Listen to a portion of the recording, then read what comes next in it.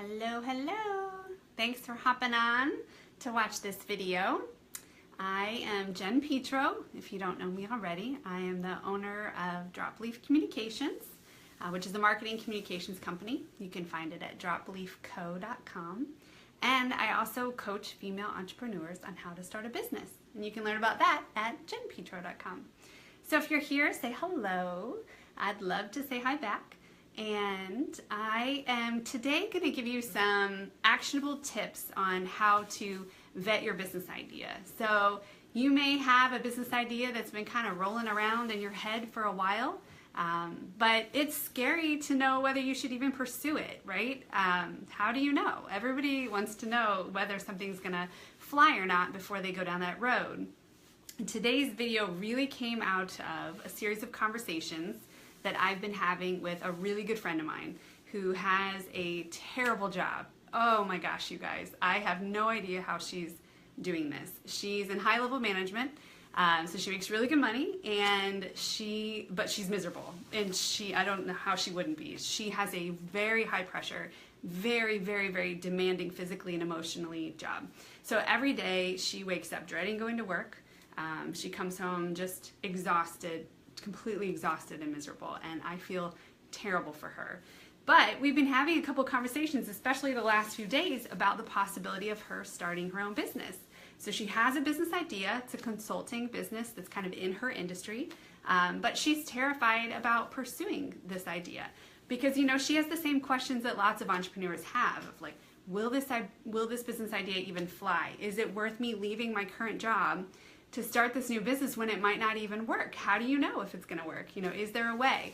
And of course, you know, I'm not going to blow smoke. There's no way to 100% guarantee that a business is going to make it. There's just not. But that being said, there are definitely some actionable steps you can take to vet your idea. It's not going to give you gold, right? But it definitely can give you some really, really good feedback. Some really good, it's like temperature taking, right? You kind of test the waters and see what's out there and whether or not it's a good idea to keep going. So that's what I want to talk about today. So if you're here, say hello. But we're going to dive in. So the first step you can take to vet your business idea is to just do homework. Get online. And actually, before you even start doing that, I would encourage you to either get a notebook or a journal, or a lot of us like to do that digitally, get a Google Doc or Word doc started, where just a place where you can dump everything. So you can dump your own brain, you can dump your own ideas as they come to you, questions, but also as you're looking around, hey Mark, as you're looking around and seeing what other people are doing in your industry and in the same kind of business model that you're thinking, you can, you know, keep track of those URLs and things that you find that are inspiring and helpful. So that's kind of step one. But really get online and look around and see what's out there. See what similar businesses are, and they don't have to be in your own geographic area. Look around and see what your potential competition is up to and how they're presenting themselves, how they're defining their offerings. It's really a great way just to see, A, what's out there, so who you'd be up against, basically. But it's also a way to kind of guide and shape your own business ideas, because often you'll get inspiration from things other people are doing, and also it's a great way to define what you don't want to do. So you might see something and go, oh, I want to make sure I don't talk about it that way, or I don't present myself that way. And so it's a great way just to get inspiration for the good and bad. So that is where I would start. Just really do your homework.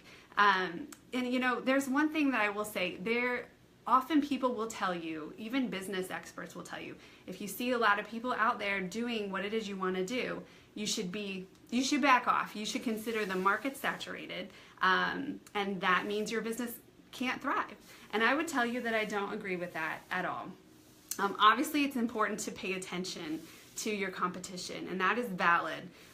But here's the thing, if a lot of people out there are doing what it is you have in mind, that means the market's hungry for what you have to offer.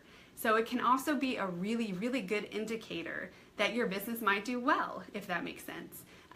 If people out there want what you have, that's a good thing. That's a good thing to pay attention to. It definitely means that you're going to need to differentiate yourself. So that's important for any business. But you know, differentiate just means figure out what's going to make your business stand apart. from the competition. And so that is something that will be really important, especially if the market is saturated.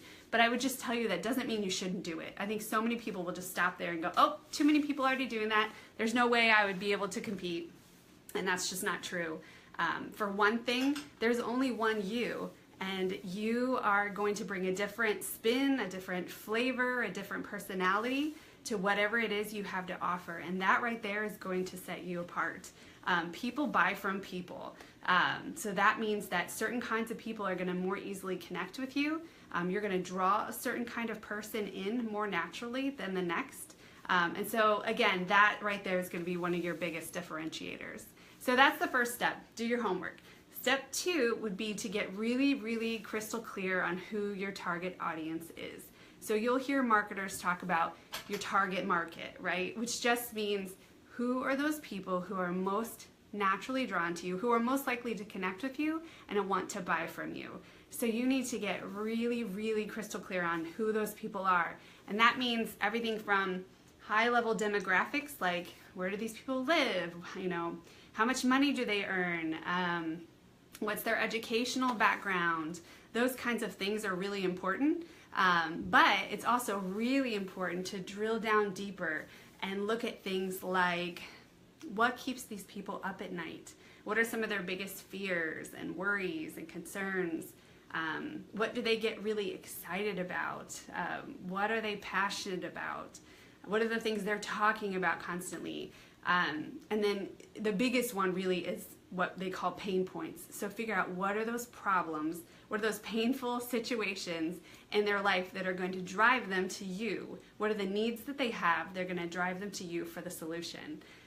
That's so important because the great businesses, they don't sell products or solutions. They sell problem solvers. You know, this is like, it's not just about products and services. It's about problem solving and solutions. So that's really, really important to get crystal clear on what their problems are, what their pain points are. And once you kind of have in your mind, and really you should have this, you know, in your document listed out, kind of what are those bullet points that apply to your target audience? Who is this person that's going to buy from you? Once you kind of have your head around that, see if you can find those people. They may be people kind of in your own circle of friends, or if not, find them. Find some of them that you can connect with, that you can have coffee with, that you can pick their brain, get to know them better. It might kind of shape or reshape what you're already thinking about who the target audience is. They might say things that surprise you. But also it's a great way to vet your idea. So share your idea with them. Find out if it resonates. Find out if you're talking about it in a way that makes sense to them. And you may find that that sends you off in a different direction, or helps you kind of shape your business idea and get it honed in a little tighter. So that would be step 2, is getting clear on your target audience. Step 3 is to really think through kind of what your natural talents and wirings are. So we're all born obviously with different strengths, different talents, and the best businesses are often built on those natural strengths and talents. And quite often we don't even know what they are, or we know what they are, maybe we just don't think about it as a valid business offering. So let me give you an example. I have a friend named Jenna, so I hope she's watching. If not, she's in trouble. Oh wait, she's out of the country. She's allowed to not watch. Okay. I have a friend named Jenna who is killer at home decor. She doesn't have any, you know, background in it from an education standpoint. Just who she is. It's like breathing for her. She doesn't even have to try, and she creates the most beautiful decor in her home and everywhere she goes. And people are constantly commenting on it. People see her pictures online, or they come to her house and they're just blown away by how beautiful she's able to make everything look. It's crazy. And so, but to her, it's just part of who she is. You know, she's not doing it for a business, but she constantly has people commenting and asking her. She constantly has people like me saying, will you please come over to my house and help me figure this out? Because there are people like me who have zero gifting in that area. I mean, my house looked like a college dorm until I started engaging the help of people who actually knew what they were doing. You know, so it's just things like that that maybe think through, what are those things people are always coming to me for advice? Or what are the things I've just been doing kind of as a hobby that I really like doing? It's really fun, it comes really easy to me, but maybe not to other people. Those are often like some of the best business ideas. You want to do something that is not necessarily easy for you to do, but that comes naturally, and it doesn't have to be that way, but you're going to find so much more fulfillment, and it'll just be like riding a bike downhill, right? You don't want to start a business doing something that is just very polar opposite to your wiring and your gifting, because every day is going to be an uphill ride, and nobody wants that, right? So anyway, so those are the 3 tips I'm going to give you today. There are 2 more actionable steps you can take to vet your business idea, and I've posted them on jenpetro.com. They're on a blog from today, so it was just posted earlier today. So you can look at that. It kind of has a recap of the first 3 that I've gone through, and then it's got the final 2 steps on there as well. And really, the bottom line is that ideas are a dime a dozen, but most people stop there, right? They just don't even take that next step to act on it, and that's really sad, right? Because then nothing ever comes of it. It just is something that you talk about. And it's just one of those things you don't want to look back and regret that, oh, I never even tried, right? Because failure is a part of life. I mean, that's just inevitable. It happens. But the real failure, in my opinion, is just not even trying, right? I mean, that's the only way you can fail, is to not try. I have a great kind of wisdom nugget that was dropped in the room where I was one time that I want to share with you. Back in January, I was in Franklin, Tennessee for my mastermind meetup. So I'm part of a business mastermind run by Michelle Cachat, who is fabulous. If you don't know who she is, you need to look her up online. She's great. So there were about 14 of us, I think, gathered in a room, and we were talking about goal setting and business planning and all this kind of stuff, and Michelle invited her friend Michael Hyatt to come by and hang out with us for a little while. Michael Hyatt's another person that, if you don't already know who he is, he's an author, blogger, speaker. You should definitely look him up. But anyway, he came by, and one of the things he shared with us, we talked a lot about fear of failure, getting out of your comfort zone, and one of the things he said is that nothing of consequence happens in your comfort zone. I love that. That just stuck with me. Nothing of consequence happens in your comfort zone. So I look back in my life personally, and I think about the things that have most shaped me or grown me or inspired me or changed the trajectory of my life, and none of those things were in my comfort zone. And so that's just something I want you to think about, that, you know, it really involves taking a risk and stepping out of your comfort zone. You want to be wise about it, and that's why I think it's important to vet your ideas. But it's never in the comfort zone. It's just not where the magic happens, unfortunately. So anyway, if you are at that point where you've got this business idea and it's been you've been noodling on it for a while, but you're ready to step out of your comfort zone and take that next step, I would love for you to consider taking my 12-week business build. It's going to start in September. It's going to be really, really fun. I'm so excited. It's just for women, this particular group. Sorry, guys. But I've actually had so much interest that I've opened it up to a larger number of women. So I'd love to have you in there if it's something that you're interested in, or if you know somebody who you think would be a good fit for, I'd love for you to share it with them. They can go to jenpetro.com. I have everything laid out there, so you'll be able to see all the topics that we're going to cover, everything from the basics of building a business to naming a business, creating a brand, creating a digital marketing strategy, so website and social media and all those good things. So it's start to finish 12 weeks. It starts in September, but you can go ahead and sign up today. So there's a sign up form on jenpetro.com.